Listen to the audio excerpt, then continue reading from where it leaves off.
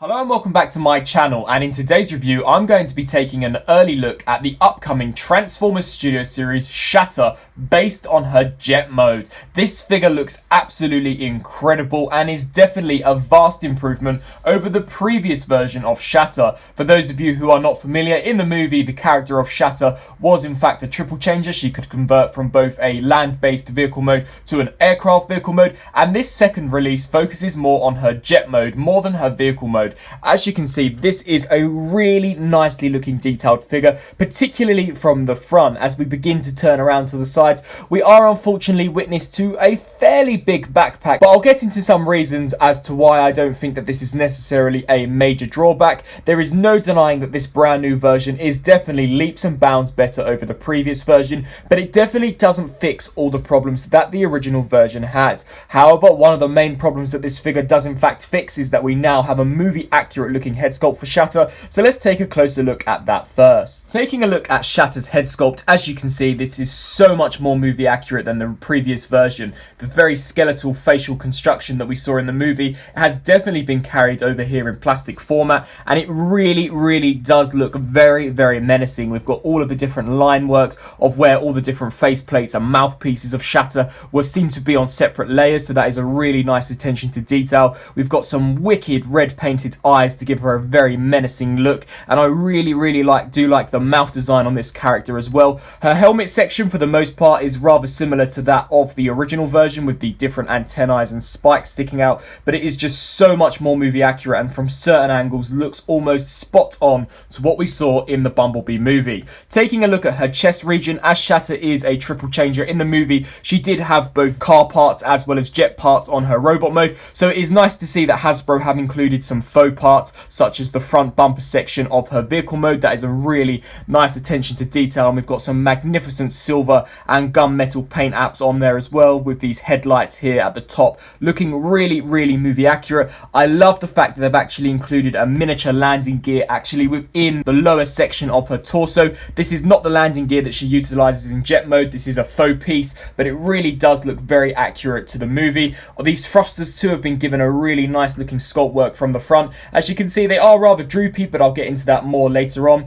From the front angle, I think that this figure looks incredibly movie accurate. The only way that I think that she doesn't look accurate is these huge intakes here. In the movie, it was more just these cylindrical sections rather than these pieces, but this is a deluxe class figure, so I couldn't imagine how they would be able to store those away. But I've seen some complain about the length of her wings. She does actually have these hanging on her back in the movie, so these wings are actually accurate, so these are not a problem for me whatsoever. The only problems that I have is this nose cone section, but once again it is all integral to transformation. But I guess the main problem would be these pieces, but as I stated, this is only a deluxe and she is rather a very streamlined character, so it would have been rather difficult to have them hiding on her to not obstruct the overall design of her robot mode, just bringing her arms out to the sides. As you can see, once again, we've got some really nice sculpting and detailing actually on the forearm with some nice silver paint apps. Unfortunately, her hands have just been cast in a red plastic, but the detail is definitely still there. And as we turn down to her thighs, these are very elegant in design, very sleek and streamlined, much like we saw in the movie. And then as we proceed to go down to her shins, loads of different sculpted in details with some nice silver paint apps and some nice red paint apps. We once again have the tail fins of the jet hanging out on the back, but there really isn't a place for these to go that would look coherent with the rest of the sculpt, so I definitely think that this is probably the best they could have done. So overall, I do think that this figure does definitely look wicked. It definitely does resemble what we saw in the movie, but it really isn't perfect to the on-screen counterpart. But as I stated, this is only a deluxe figure, and I think that Hasbro and Takara have done a fantastic job in making this figure more improved over the previous version. And as I stated, these wings are not inaccurate to the movie. These are in fact accurate. I have watched the Bumblebee movie rather recently, and she does have these wings hanging off from the side. It is more or less just these intakes that she doesn't have, but as I stated, there is no way I could have seen them compress these, and from the front angle, this figure looks absolutely phenomenal. Now turning to Shatter's articulation, her head is on a ball joint, so is able to look left to right as well as up and down. It can also tilt side to side ever so slightly. These intakes here are on hinge joints. There is a very soft ratchet that clicks into place to get them raised like this, but it really doesn't take much to knock it out of place whatsoever, and the wings can become rather droopy, which is unfortunate. But once again, in the movie they were always flapping around and in different positions, so I really cannot complain too much. They do not rotate back and forth, so there's no way to flip them around or flip them forward. forward. There's no waist articulation, however the arms can rotate forwards and backwards as well as out to the sides. There's a 360 rotation at her bicep as well as a soft ratcheted hinge joint at the elbow, allowing to get roughly 90 degrees worth of motion. Her legs can kick forwards that far to a fantastic degree as well as back that far. There is no kibble from the jet mode obstructing these legs, so you are able to get her into some awesome poses. She can do the splits to a great degree. There is a 360 rotation just above where her knee section is, and she can in fact hinge at 90 degrees at the knee, and due to transformation the foot can actually pivot forwards and backwards, allowing you to get this character into some running poses. So overall, for a deluxe class, I definitely think that she nails the articulation segment and really looks phenomenal in terms of her detailing. Now, Shatter does include a pair of blasters. These are a lot more movie accurate than the ones that we saw on the previous version, as these actually plug into her hands and make it look as if though her hand has in fact transformed into a blaster. These have got some really nice looking sculpted in detailing and are very sleek and very elegant in their design, obviously to match the aesthetic of Shatter, and these just plug into her hands and they really do kind of morph into the hand as well, really giving you a very coherent transformation appearance. They definitely do look as if though her hand has transformed and converted into her blasters, and as you can see, I think she looks awesome when wielding these weapons as well, and they really do look very awesome from the side angle. It does cover up the hands completely, really giving you the illusion that she has transformed her hands into these wicked awesome looking weapons. For a movie size comparison, here we have the new jet version of Shatter compared next to the helicopter version of Dropkick. Dropkick is rather obsolete considering that we have got a much more superior version that was released in July of this year, but I just wanted to show you the comparison between the two air-based vehicle modes of both of these characters, and I think that these two scale rather nicely with each other. They are both rather slender in design, which wasn't the look that we saw in the movie, as Dropkick in the movie was definitely the much broader character when compared to Shatter. Now, this is the comparison that I definitely think works the best. Here we have the car mode version of Dropkick compared next to the jet version of Shatter. There is no denying whatsoever that these two representations of the characters are the best figures that we got from the studio series of Shatter and Dropkick. Both of these characters are really detailed and are both the second attempts of nailing the appearance of Shatter and Dropkick from the Bumblebee movie. I definitely think that these two characters look really nice together. However, I really do hope that Hasbro go back and at least attempt to do a new version of the helicopter Dropkick, as that figure is probably the least accurate out of all of the Bumblebee movie characters. And for another comparison, here we have Jet Shatter compared next to the really obsolete looking car mode version of Shatter. This version is actually quite nicely detailed, but you can really tell that the head sculpts on these are nowhere near close enough. This version, the first version, is really inaccurate with a almost visor slash mask on her,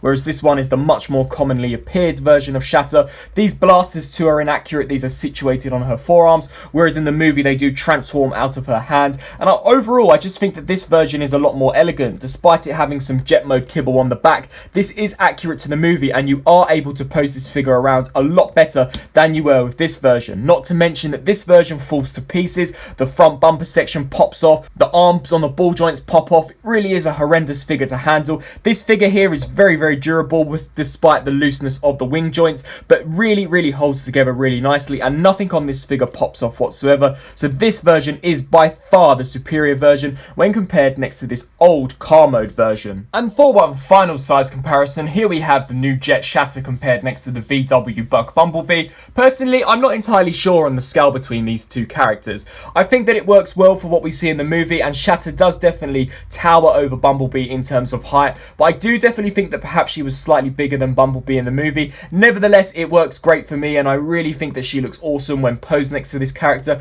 particularly when you've got Bumblebee being beaten down on the ground and you've got her standing on top of him. I definitely think that that is the best way to go, as this Bumblebee figure is really quite bad. Now, with everything wrapped up for Shatter in robot mode, let's get down to transformation and convert her into her awesome looking jet mode. To begin with, what you're going to want to do is just remove her blasters and set these off to the sides. what we can then do is come now to her head, and you're just going to want to recess her head down into this cavity. We're going to come around to the back now, and on this nose cone section you're just going to want to bring that piece off and collapse this nose cone section down. What we can then proceed to do is take these wings and fold those all the way up just like so, and repeat the same side on this as well. Now what we can do is come to these sections and fold those out so that they align with the rest of the intakes. We can then proceed to do the same on this side and have those sections aligned. Now what you're going to want to do is essentially bring this whole piece down, and this entire torso section is actually on a double hinge joint. You're going to want to bring it forwards and just lift it up so you extend this double hinge joint.